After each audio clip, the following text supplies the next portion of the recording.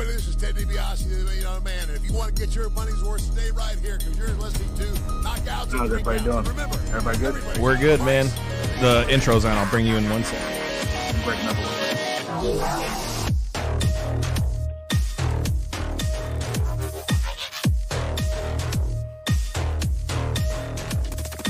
This is Don West here, and I'm telling you, Knockouts and 3 Counts is the podcast, baby. Make sure that's the one you check out, because, buddy, like me, they're the real deal, baby.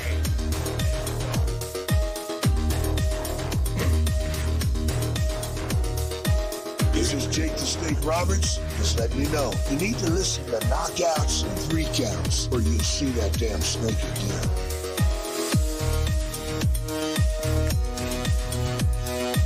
This is the Ring of Honor World Television Champion, a.k.a. Shane T, boy, the baddest champion you ever seen, boy. And you're listening to Knockouts and 3 Counts. What up, though, everybody? This is Kyle, and you are listening to Knockouts and 3 Counts. Oh, you let me do it this time. I let you do it. I thought I'd make you feel happy for the day. Tony, throw out your social media before we get to our special guest. Yo, I'm Tony Thunder. You can find me on social media. I'm Tony Thunder. You can find me at Detroit Knockout, Detroit, Knockout. Make sure you're following the show at KO3C Pod on Twitter and Instagram, KO3CPod.com, where you can see the full backlist of all of our interviews, even including one with Brutus the Barber Beefcake. Yeah. And without any further ado, you just heard him on our intro. We've got the return of Ring of Honor star Shane Taylor. How you doing, brother, man? I'm good. But see, here's the thing, man. I'm not a Ring of Honor star. I'm a Shane Taylor promotion Hey, there star. you Excuse me. It happens to be working with Ring of Honor, so a few things have changed. Hell yeah. We're going to get into that for sure because some things have definitely changed since the last time we had you on the show. For sure. So why don't we start right there, Tony? So since the last we saw you, there's been the formation of Shane Taylor Promotions. We just saw a couple weeks ago on Ring of Honor TV, you made quite the demand to Joe Koff and telling him you wanted both a title shot for yourself and a six-man tag team title shot for you and the Sons of Silence, man. So tell us what prompted the whole Shane Taylor Promotions move. Sons of Savagery, by the way. Excuse me, Jesus Christ.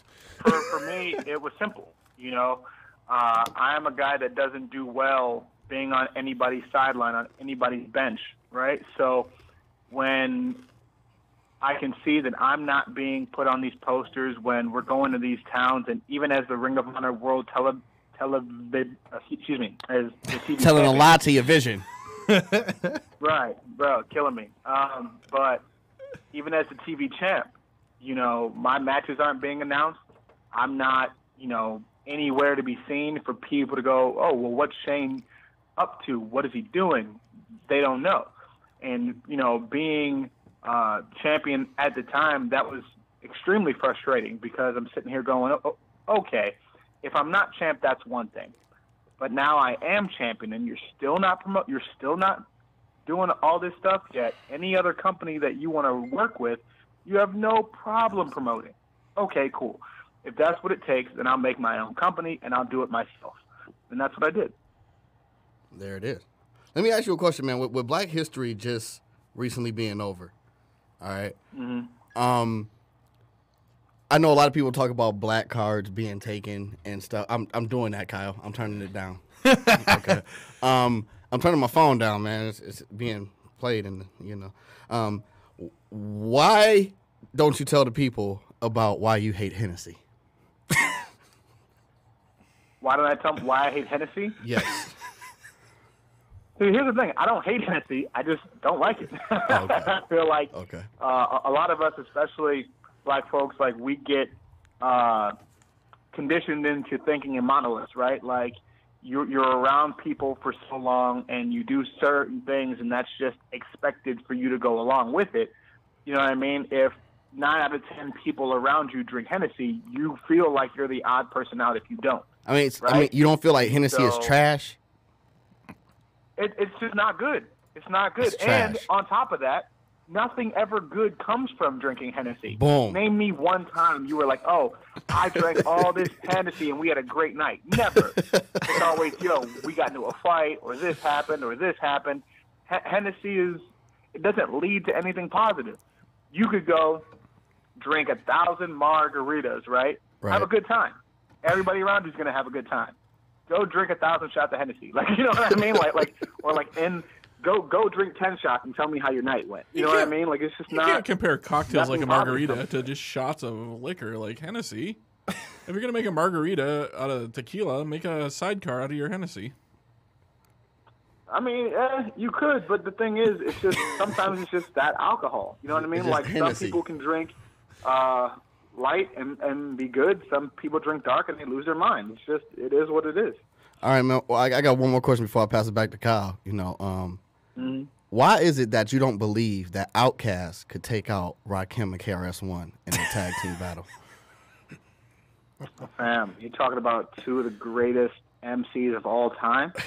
Hey, we're talking about Outkast, man. We're talking about the duo. Rakim and KRS-One, who are known for battle rap, I just don't see it. I'm not saying that Outkast wouldn't hold their own. I'm not saying that they wouldn't make it, you know, a slugfest for 12 rounds. But, fam, if you had to put your cash on somebody, I'm going with the GOATs, man. Like, you have to. That's like asking if you had to put cash on a one-on-one basketball game, who are you going to pick? Brian. That's me personally, though. Right, okay, and a lot of people will be like, all right, Jordan, and Bron might win some. You know what I'm saying? He's not going to get shut out.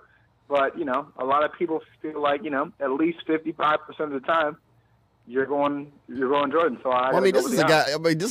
I'm a guy who I'm a firm believer that Jordan wouldn't be Jordan without Pippen. But that's a whole different conversation. 100%.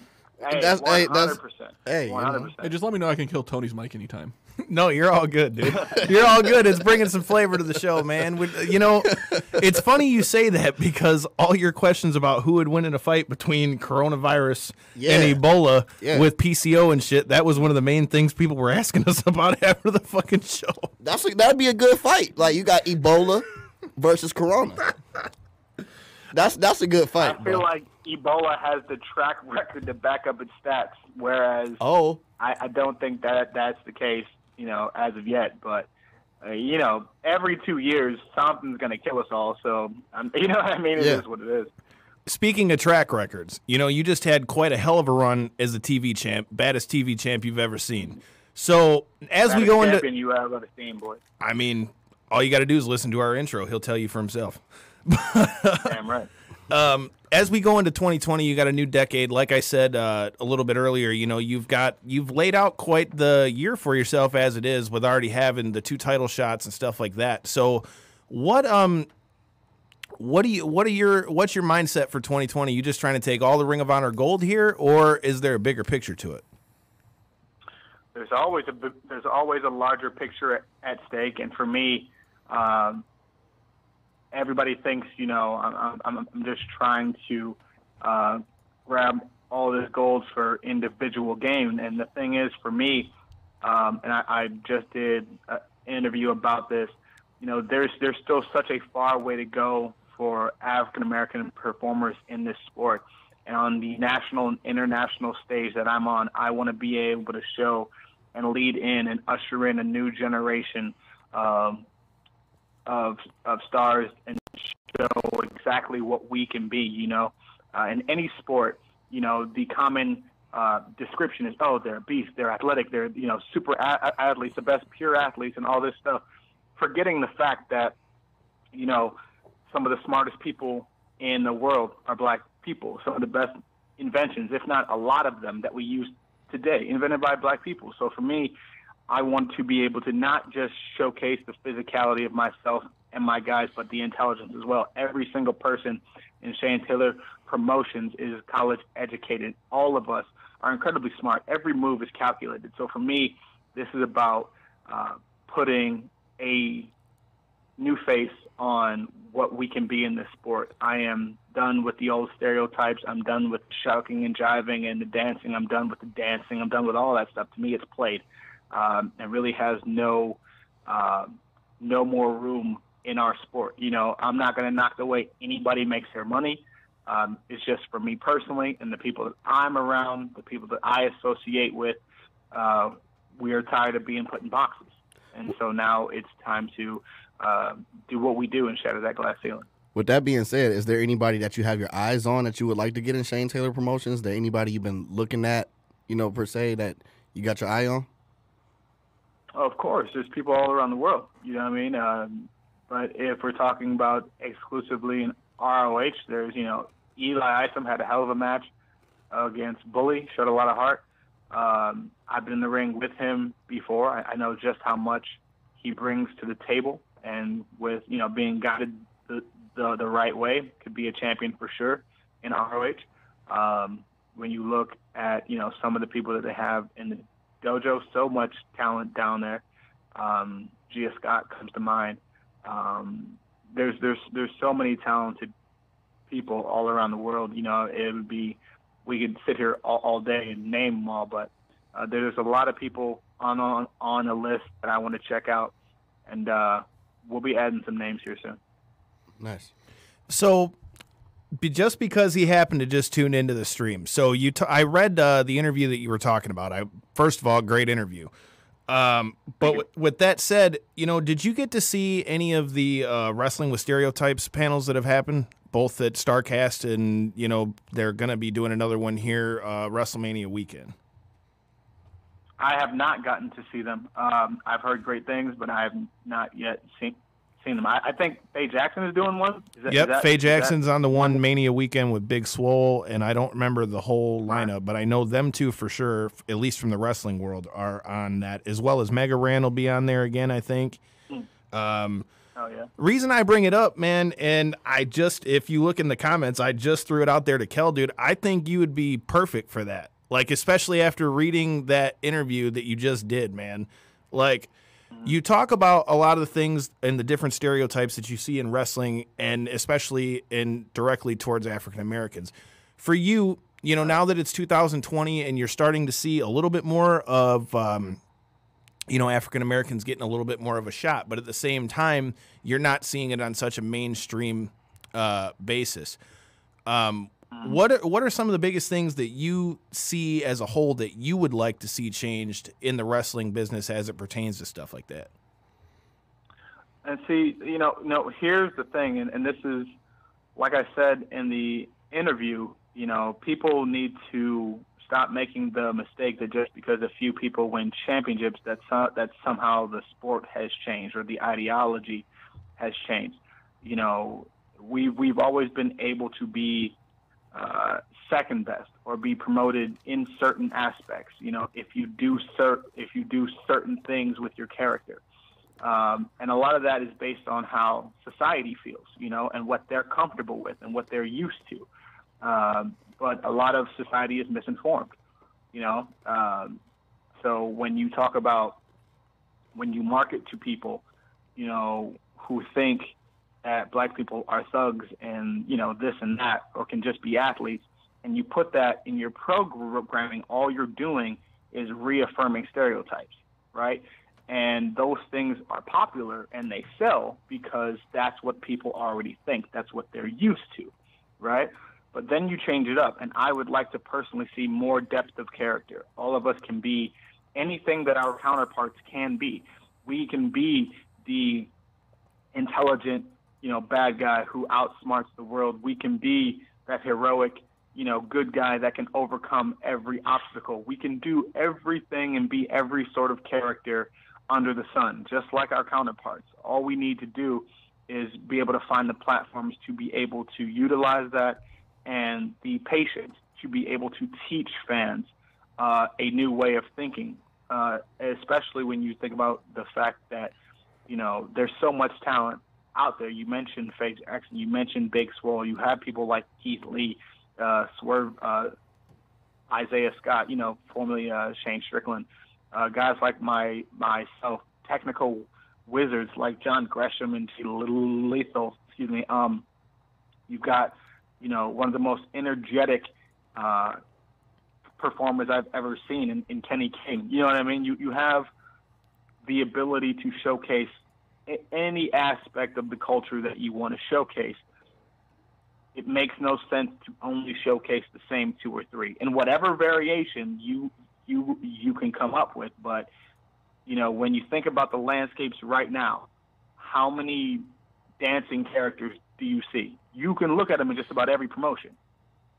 Different facts. variations of whatever. And once again, this is not to knock how anybody makes how they make their cash. I don't care how you take care of your family. Do what you have to do. Well, let me ask you this one second. Let me jump in right quick. We can change it. Do you think it's just a focus on more so of black people from what we went through in this country? Do you think wrestling on a bigger scale usually targets a demographic and then just kind of exploit the stereotype of it? I think it's probably more of the latter, but I know tons of people who are wrestling fans who are minorities, who are black, who are just waiting to see something that they can connect with. Right. You know, it's hard to look on your screen every night and not see anything that you can resonate with, or it's the same thing over and over. People get tired of that, and that to me is what I want to change. That's what is so important to me about myself and Shane Taylor Promotions, to be able to showcase who we are on a platform, and not have any of the stereotypes, not have any of the glad handing, not have any of the stuff that's been, saddled to us and the box put around us, since the inception of this sport. I want to be able to give all fans, but especially African American fans, what they want to see in this sport. And that to me is what I'm trying to do. So you've got quite the opportunity to be able to do just that, because as we've mentioned here a couple times, you've got a chance here that in 2020 you could pretty much control most of the gold in Ring of Honor. So with you having your shot coming up here with the world title, first of all, I'm not going to say if you win, when you win, whenever you decide to cash that in. How do I word this? So when you get this match against Roosh or whomever it might be that's holding the title at that point, first of all, how do you feel how you match up with Roosh? But second of all, when you win the title, how do you feel that that's going to give you the power to change it? Because now you're going to have, at least in the Ring of Honor scope, you're going to have them in your hands, because if you get the world title, then you got your shot at the six-man titles. I mean, theoretically. What's your plan of what next after you win the title? What's your first step? Well, see, this is the thing. I'd be a very poor businessman if I gave you guys my entire strategy. I wouldn't. Fair point. Fair point, sir. But for me, I feel like I match up well with anybody on the roster. I didn't say that I'm the baddest champion you ever seen outside of these people. No, I'm the baddest champion you ever seen. I have been through more. It means more to me. And my goals and my aspirations and my why is bigger than anybody else's. So for me, whether it is a technical person that I have to bring, that I have to get in the ring with, I'm ready for it. If it's an animal like Roosh, I'm ready for it. If it's anybody, I'm ready for any and everything. I am already training harder than I ever have. I've got a bunch of things in place right now that when I'm ready to cash in that shot, whoever is the world champion, or it is a world championship shot of my choosing, so it may be even the TV title again, to make history that way and become a two-time champ. There's only a handful of guys who have ever done that. But for me, when I am ready, they will be getting the best and the baddest version of Shane Taylor there's ever been. I definitely promise you that. Let me ask you this: what is getting back a little bit more into being a black in pro wrestling and what we go through in our struggles and things like that? What do you say to the people who consider things like Kofi winning or Obama becoming president as a formality to say that racism is no longer here, or that racism is dead or no longer exists? Because we've seen in certain cases that if you look deep enough into Twitter, you'll see Kofi, getting a lot of hatred for him winning. So fast forward to you being Ring of Honor champion, you're trying to change this. What do you say to the people who say that racism no longer exists, and not being able to see the true hatred that's still there. Well, this is how I word it, right? You have millionaires who are black. Does that mean that poverty is over? No. You know what I mean? Like, right. We can look in, even still in Flint. You know what I mean? Like, I alluded to that in the interview. It shouldn't be up to Jaden Smith to bring a city water. Shout out to Jaden Smith, the greatest young rapper, 21 years older. Jaden Smith is the greatest rapper alive, 21 years under. Incredible things. Him, Will, the whole Smith family. Like, it shouldn't be up to them, though, to bring a city water. That's why we have people that we vote for, right? So you can have some people. It's the law of averages. Some people are going to have success. If there was a system in which nobody could, then the ability to deny what it is would be astounding, right? But when you can have just enough make it, or just enough be able to be in positions to where it fuels conversations like that, then you're going to have people who think that those things are over and done with, but those people aren't educated to how things work, nor have they ever been in situations where they would recognize the things that they're talking about. You know what I mean? So there's still a long way to go in every aspect, but specifically in pro wrestling, there is still leaps and bounds to go. I am, overjoyed at the success that Kofi has had, that The Rock has had, and so many others.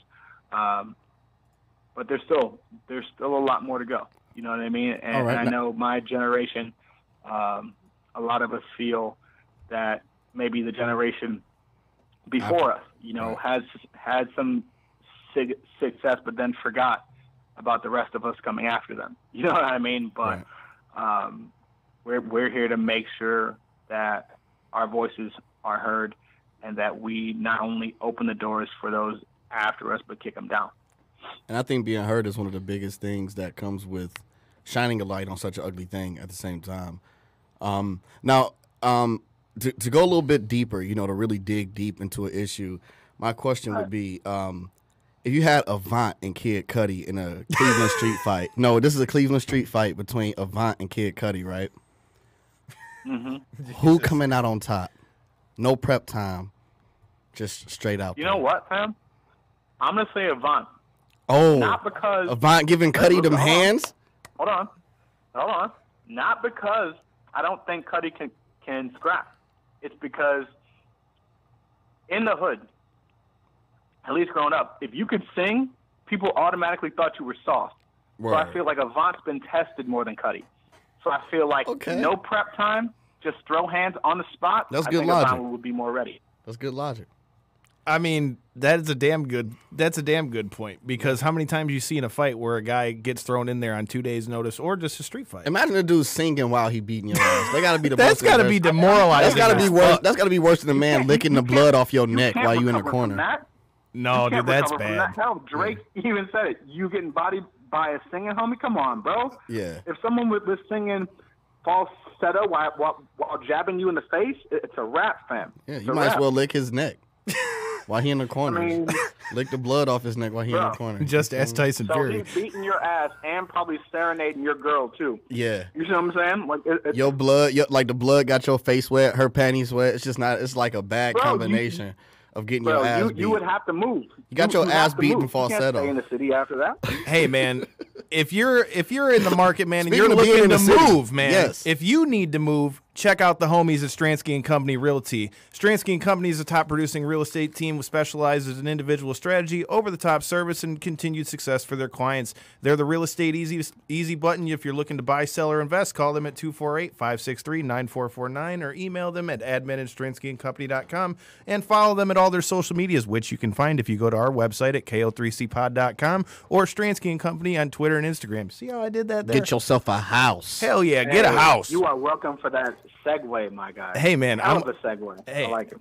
Hey, man, I've been trying to, we've done these StarCasts over here, and I always be hearing Conrad trying to do that shit, so I figured I needed to brush up on my commercial game. Word. He did I it. like it. So with that being said, I got another question, totally out of the box from Ring of Honor. Houses? Oh, okay. It's not about houses. So we've seen all the stuff you've been doing with Ring of Honor, but we've seen Ring of Honor's been kind of mixing it up a little bit with NWA. You've got yourself a group now. You've got Strictly Business over there in NWA. as well. CMLL. I mean, what are your thoughts on a potential Shane Taylor Promotions takeover of, I don't know, NWA? I mean, we're down for anything as long as the price is right. You know what I mean? But again, Like Bob Barker used to be. Right, but there's a lot of factors that go into play with that. You know what I mean? And shout out to, since we're on the subject, shout out to Ricky Starks. He's the homie. Nice. Right now, holding it down for us there at NWA. He's a TV champ, right? He might be the only African American on the roster, if I'm not mistaken. But he's doing an incredible job there. And if he ever needs some help, you know what I mean. If he ever needs someone to have his back, or we'll be there. So could we see him? But, so you saying there's a possibility that Shane Taylor Promotions could be over in NWA, scouting people as well? Anything is possible. Took the words right out of my mouth. Anything is possible. You know what I mean? I mean, for me, I'm all about big paydays. So while I know a lot of people are trying to, win both world championships at the same time, I definitely see there being some sort of thing in the future where if I were to have that as well, to challenge for that championship, because as I said, I'm here to make history. I don't want to wait 20 years from now for me to be put on Mount Rushmore. I want to be on there now. So if I were to make history as becoming only the second man, the second African American male to win a Ring of Honor world title, and then go and be the second man ever in history as far as being an African American male to win the NWA World Heavyweight Championship, hold them simultaneously. I don't see why that wouldn't make me one of the greatest of all time. That'd be hard to disagree with. Those accolades would be hard to disagree with. I was going to say that's a hard one to really deny, man. I mean, if you're racking up titles like that, I mean, the resume speaks for itself. So, 100%. Like we said, you've also got, we talked about, there being the groups over there in NWA and Ring of Honor. How do you see yourself stacking up with some of these? Because I know you've had your tangles with the guys from Villain Enterprises over there in Ring of Honor, but in NWA they got Strictly Business. You've got Roosh and Kenny, your boy Kenny King, and all of them are together as well. How do you feel your new group is going to match up to some of these trios? And how do you feel that stacks you guys up for these 6-man titles? Bro, we can run with anybody. You have myself, Moses, two big guys, both very athletic, both very intelligent. Khan is a wild card. The guy's strong, he's fast, he's quick, he's smart. His reaction time is sack and none.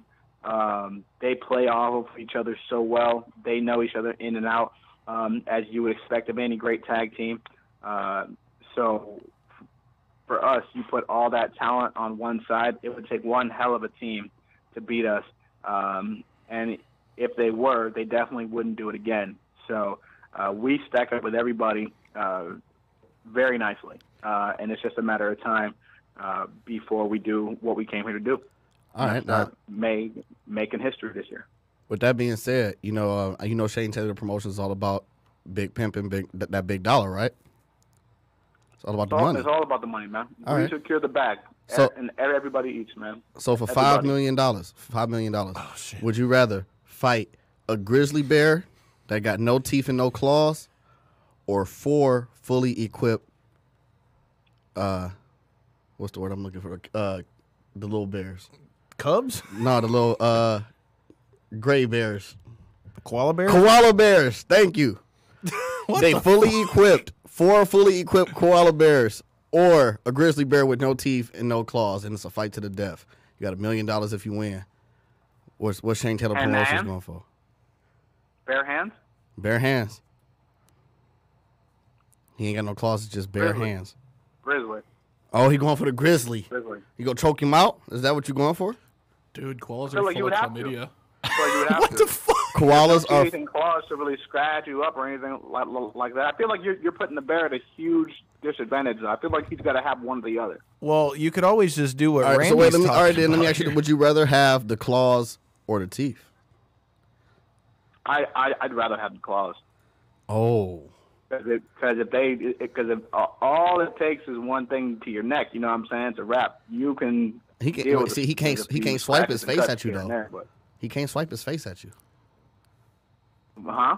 He can't swipe his face at you. Right. And plus, koala bear is giving people I don't know, chlamydia and stuff. That's what our producer Randy just said. So you definitely don't want to fight those little motherfuckers. Bro, Some populations you know of why? koalas have 100% Because koalas infection are rate. unpredictable. Like, no one knows what koala fights look like in the wild. They can be crazy as hell. You know what I'm saying? And then 4 of them. I'm now you're in scared a of koala situation bears. You don't even want to be in.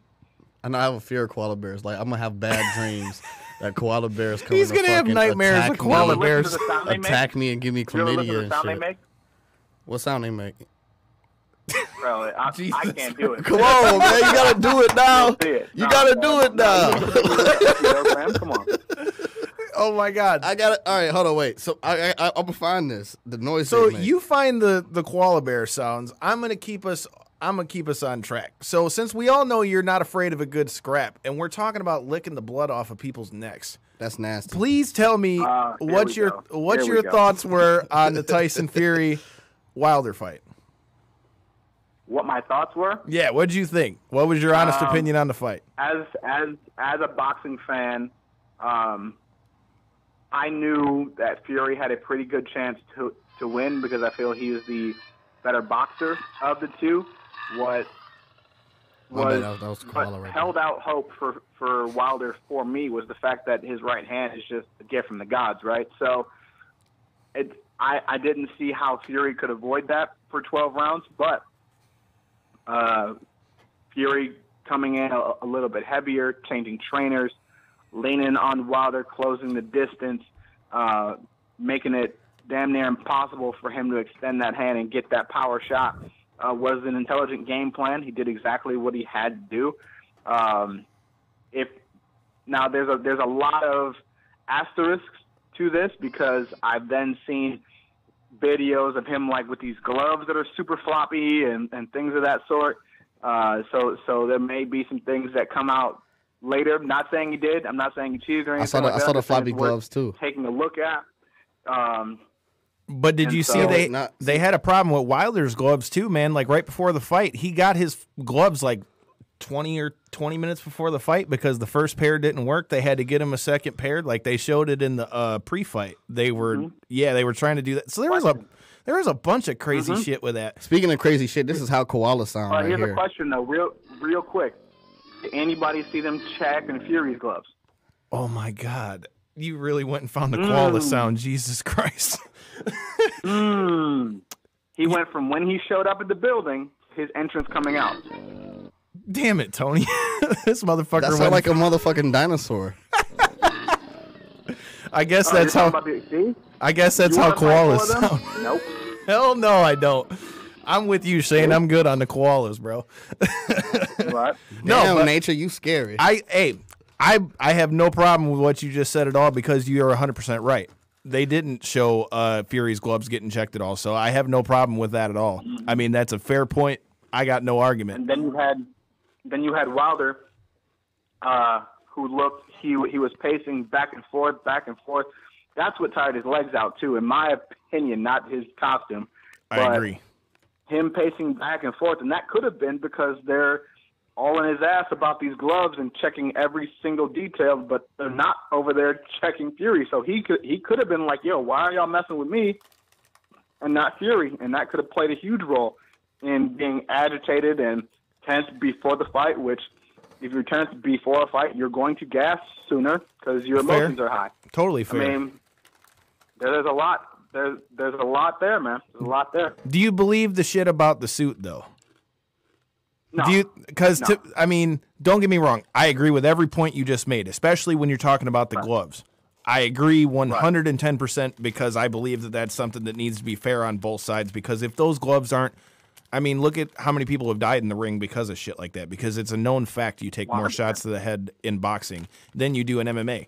So, I mean, that's just a fact. But to me, and again, shameless plug, especially with us being from Detroit, I think a lot of the story to that fight for me was Fury's decision to switch to Kronk, because you could see it in the way that he boxed in the first fight after he got up, and you could see it in the second fight. And personally, I think if anything, what that fight showed to me is Deontay Wilder showed that he's got a hell of an athlete. He's got a hell of a knockout shot that nobody can argue, but it showed how much he just tried to time the other guy instead of setting it up the way, you know, Fury would do with the boxing and things like that. So my biggest hope coming out of this fight is that Wilder takes this and says, oh shit, you know, I need to work on the actual skill of the boxing game, because I think that's what lost him that fight. That's just me. Any early predictions for July? 100%. And this is the thing with that too, right? Wilder, and you get these guys, Tyson included, who later on in their careers, they aren't as adaptable as they were when they were younger, because something's been working so long. So they've been bailed out by it so many times, the fact that they could just kind of be one-punch artists, right? And so then you get into a situation like that where it doesn't work, and now you've got to re-strategize. And I understand, you know, and people were giving them all kinds of hell for the costume excuse and all that. And true, I'm like, it's a bad excuse. But like I was telling one of my boys, when you are at that level of being a fighter, you're walking around one of the baddest dudes on the planet, right? Yeah. And you are knocking out other grown men, other professionals who are all bad dudes. I don't care what. As a pro boxer, hold on. Let me ask you this. man. Let's say you are the baddest fighter in the world. You're the baddest boxer in the game. You undefeated. Right. You know what I mean? You happen to suffer a loss that was so bad, it was just horrible, and your homie came up to you. Or let's say your homie was the baddest fighter in the world. All right, let's switch it. You know what I mean? Your boy is Wilder. Your boy's Deontay Wilder. You go up to him after the fight and say, "Man, how you let him lick on your neck like that?" And he looked at you with a straight face and said, "Because my costume was too heavy." What would you say to him? Like, as like man to man, what would you say to him? Like, well, hold on, because you're jumbling a lot of those details. Right? I know, right? He blamed the loss on the costume, not him getting. I know. I'm just saying, no. And to be honest, here's the thing: while you're that close and you're bleeding and you're moving, he doesn't know if that's his glove. He doesn't know what that is. So I'm sure he didn't feel it. I'm sure he didn't feel it. That's a tongue on his neck. You know what I mean? I'm sure he was just moving. He probably didn't even feel the shit. But yeah, that's. I don't know. Like I question Fury more than I question Wilder. Oh, Shane, you there? There we go. No, there we go. We got my voice now. But first off, why would you lick another man's neck in a fight? You know what I mean? Like, come on, man. You lick the blow of his neck, then? Like, come on. I'm not gonna lie, dude. I looked at that shit and was like, "What the fuck was that?" So, who do you got in the rematch? They've announced it for July. Who do you got? You think Fury takes it again, or do you think Wilder's going to be able to get it together and get his belt back? If Wilder doesn't change anything, he's getting beat again.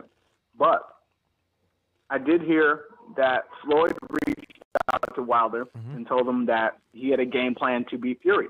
So, if Wilder trains with Floyd, there's no better boxer, there's no better defensive fighter than Floyd. I feel like he goes there, trains with Roger, trains with Floyd. I say I'd give him the edge. Yeah. You know what I mean? I just feel like when you're around guys like that, guys that win like that, you can't help but, bring that energy. I can't argue that at all, because we shared that thing that was reported off of TMZ off of our page on Facebook and all that with that whole article with Floyd. Another name that popped up to me is, what if we saw Deontay Wilder go mess with somebody like Freddie Roach? Could be, and he's got that with Pacquiao. But I know Freddie is, getting older in age as well, and I think his health is, not the best. So I think training with a younger guy like Floyd, with Roger there, with that expertise. I mean, and Floyd's beaten, he's beaten Freddie's guys too. So I mean, with all things being equal, I feel like Floyd is the better option. Absolutely. And I mean, who better to help promote than Floyd? Let me ask you this: why do you think that Floyd Mayweather could beat Roy Jones Jr. in his prime? That's a tough one, bro. Hold on. You said that, didn't you? No, I didn't say that. Oh, okay. I'm like, damn, that's a hell of a statement, sir. They're not even close. I could have sworn you said that, man. I was gonna say that's a hell of a statement. Pound for pound. Floyd is the number one boxer, yes, but not. You can't put a matchup out there like that. Pound for pound. You can't put words in my mouth like that. I got all kind of people calling me. You said Floyd could be the prime Roy Jones. That's not what I said. No. Just make fuck all the stuff about Ring of Honor. We'll just make that the title for the video. Shane Taylor says. Shane Taylor says that Floyd Mayweather would get by Roy Jones Jr. Roy Jones Jr. in his prime may be the scariest individual to ever put on a pair of gloves, man. Like next to Mike Tyson. I mean, that next to a scary. 21-year-old Mike, maybe, yeah. But, bro, you're talking about throw 5 left hooks in a second, Roy Jones. You're talking about and hit at least 4 out of 5. Speed unmatched. You know what I mean? Power unmatched. I mean, hit a guy with a right hand, put him into a coma, Roy Jones. You know what I mean? Like, yeah, that dude he was ridiculous. And I feel like he doesn't get the respect that he deserves because he was in an era where boxing was kind of on the downside. But man, I look at Roy Jones Jr. the same way I look at Allen Iverson. Like most people don't give Iverson his credit for. That's a fair point. Yeah. You know that's a fair point. That's a very fair point. Yeah. And I can see the parallel there for sure. So. Oh yeah. Did anyone else besides me notice the irony of, since we were just talking about that with the Wilder Fury fight and we just mentioned Tyson? Did anybody else but me, when I saw Fury lick the blood off his neck, think, how the fuck are you gonna do that when you just had fucking Mike Tyson get in the ring and your ears all fucked up? And, like it was just like, I looked at that, I'm like, what the fuck, man? I don't know. It's not. That's a tough one because it's not really the same thing. And I think Tyson did that. Fury did his out of enjoyment, whereas I think Tyson did his out of frustration from getting head-butted by Holyfield for 2 fights and no one said anything. Very fair point. You know what I mean? Dude. So I think that was him just kind of... There's a Mandela effect about that fight. Like some people remember like the whole top part of his ear getting bit off, but it was only like a tiny little piece. Yeah, it was a piece of your ear gone is a piece of your ear gone. I'm not gonna. And there's no cornucopia of that, but in the fruit of it wasn't like he bit half his ear off. You know what I'm saying? Like that is malarkey. Shane just missed that. What happened? What? So right is say that again, Randy. Another thing is there's no cornucopia in the Fruit of the Loom logo. Where the fuck did that come from? It's Mandela effect. I remember most of his ear getting bit off, not a little piece. I remember. Well, I mean, like Shane was saying, a piece of your ear is a piece of your ear, but still, right? Dude, I don't remember no little ass piece. I mean, yeah, but there was a lot of blood though, so I feel like some of that could be what your imagination remembers too. Your ear is all cartilage, so I mean, so it's gonna bleed. You know what I mean? Like, yeah, bad. It's gonna bleed, but at the same time, it's like I think the media spin. I mean, and it's a crazy thing to do, so I get it. You know, I can't fault them for doing the things the way they did, but. It wasn't like, you know what I'm saying? Like he didn't like Van Gogh his shit. You know what I mean? Like, it is what it is. Hey, man, like I said, I have no argument to any of this, and I feel like Shane would be somebody good to come in the next time we do like a full fight-based one, dude, just based off of what I'm hearing right here. So I'm definitely going to have to keep you in mind for that the next time we break down one of these big fights. But oh, for sure. I'd love to. Love boxing. Hey, man, we're all about it. With that being said, so before I let you get out of here, I'd be remiss if I didn't bring up, we're getting ready to go. Ring the bell. Devin will be there. I should be there at Supercard of Honor in Tampa.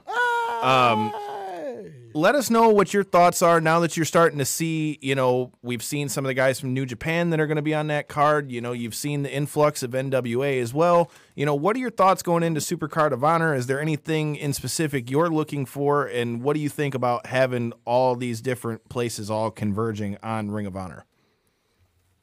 I mean, anytime that you can have all eyes on your product, that's a great thing. You know what I mean? So I welcome all of the athletes, all of the fans, that they bring in. I welcome the challenges of all potential matchups. And for me, I want to be able to have a challenge at Supercard. For me, meaningful matches are an upper to me. Bigger crowds are an upper to me. I look forward to that.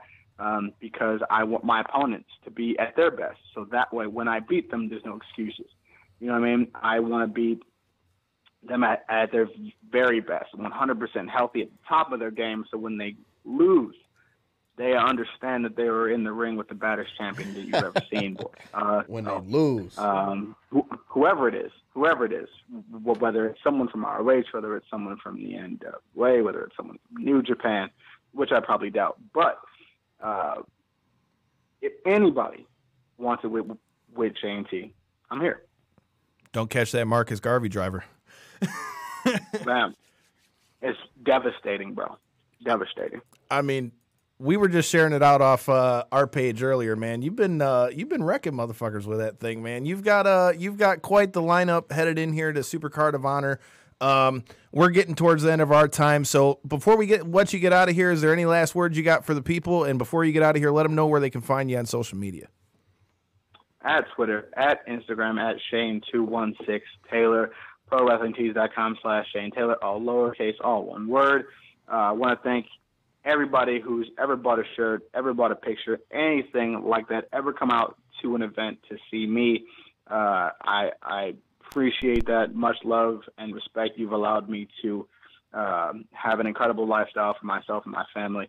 And we are going to keep this rocking. Here's to another 12. Here's to continuing to make history. Here's to continuing to shatter in the glass ceiling. And here is to making sure that the sport will forever be changed because I was in it. Cheers, brother. I mean, not much better way you can end that, man. He's ready for 2020, and I don't know about you, but I see some big things from Shane T Promotions, man. Definitely. Yes, sir. 100%. Well, Tony, before we get out of here, let them know where they can find you at. And before I get there, if you need a place to watch Elimination Chamber this weekend, come on downtown Detroit, Buffalo Wild Wings. We've got the spot. The homies from Breaking Down the Ring will be there. There's not going to be all the giveaways for this one, but I can promise you, if you come out for WrestleMania, the boys from Knockouts and 3 Counts have got quite a few pretty cool things that you could win from these things. So if you're looking for something to do this Sunday, make sure you come out. Buffalo Wild Wings, no cover, no nothing. Come eat you some wings, watch some wrestling, check out your boys from Knockouts and 3 Counts. And if you're going to be at NXT this Saturday at Royal Oak Music Theater, yep. I will be there. Boom. And you should be too. With that being said, you can check it. What the fuck? What the hell did you just put on the thing? Oh, hell. Tony, you son of a bitch. That's a turtle fucking. All right, so anyway, you can find me on social. You can find me on social media. You can find me on social media at Tony Thunder. Oh, shit. I don't have anything for that. I wasn't. Fuck your couch. Got you. You son of a bitch. You've not only stole my shit, you stole my thunder. That was 2 turtles fucking. What the fuck? He was like, Yeah. Oh my God, dude. You can find me on Twitter and Instagram at Detroit NOKOUT. Make sure you're following the show at KO3C Pod. Shane Taylor does. You should too. Boom. Make sure you follow us as well. Subscribe. Justin Timberlake's YouTube. favorite pro wrestling MMA podcast. Thank you for letting him know that. Yeah. And Shout out to Jaden Smith. Shout out to him too, because I'll give you this. You talked to him about him so much that I had to go check it out, and I'll give it to you. Dude can go. I'll give if Kyle said dude can go. He's put him over so many times on this show that I was sitting there at work the other day on my lunch. I'm like, let me see if this shit's even any real good, or is he just talking shit? So I'll give it to you. All right. Boy can go. I'll give it to you. He can go. And like I said, you should go this Sunday, B-Dubs, Detroit, Michigan. And with that being said, fuck your couch, Tony, even though you stole my shit, even though I stole it from somebody first anyway. Knock your shit down, Kyle. Our intro music is More by Punch Deck.